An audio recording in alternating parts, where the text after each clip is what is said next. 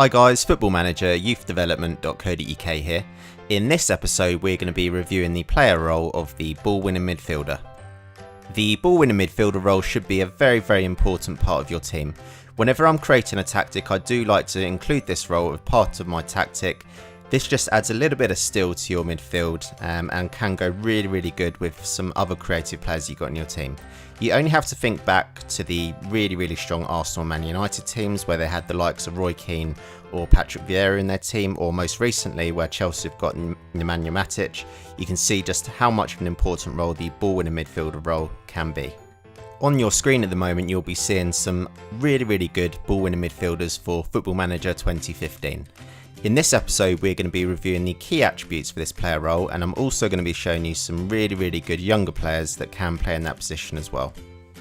So we're going to have a look at the attributes that a player needs to have to be a fantastic ball-winning midfielder. I've decided to pick Daniele De Rossi just to have a look at this, as in my opinion he's probably one of the best one of the best ball-winning midfielders on Football Manager 2015. You can see that he's about 6 foot tall, really strong player with good strength and stamina. It says here that you need a little bit of acceleration. That's probably just to make sure that you can get into position really quickly to try and win the ball back. For me, the aggression and bravery attributes are going to be two of the most important attributes that the ball-winning midfielder needs.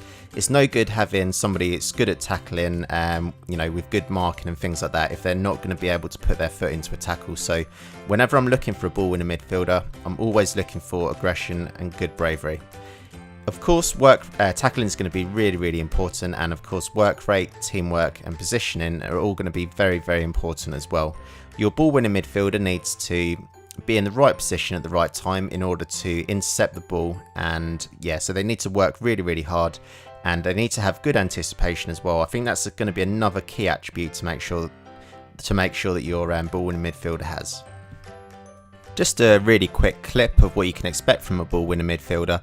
I've highlighted Nemanja Matic, and you'll see that he'll win the ball back, gain possession and then pass it off to one of the other players in the team.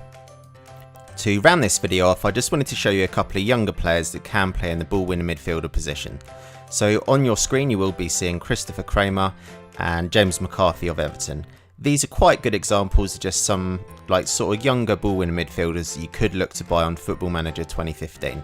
You'll see that they're quite strong players. They've got really good work rate, good tackling attributes, and they've also got the bravery and aggression attributes that I mentioned earlier on in this video. I'm going to call this the end of this episode, guys, but I'd like to hear who you think are the best ball-winning midfielders on Football Manager 2015. If you can leave your comments. I'd also like to hear how you use the ball-winning midfielder in your tactics as well. So if there's any kind of additional sort of player instructions that you might give the ball-winning midfielder, I'd certainly like to hear them. Thanks for watching this episode, guys, and we'll be back very soon for some more Football Manager videos.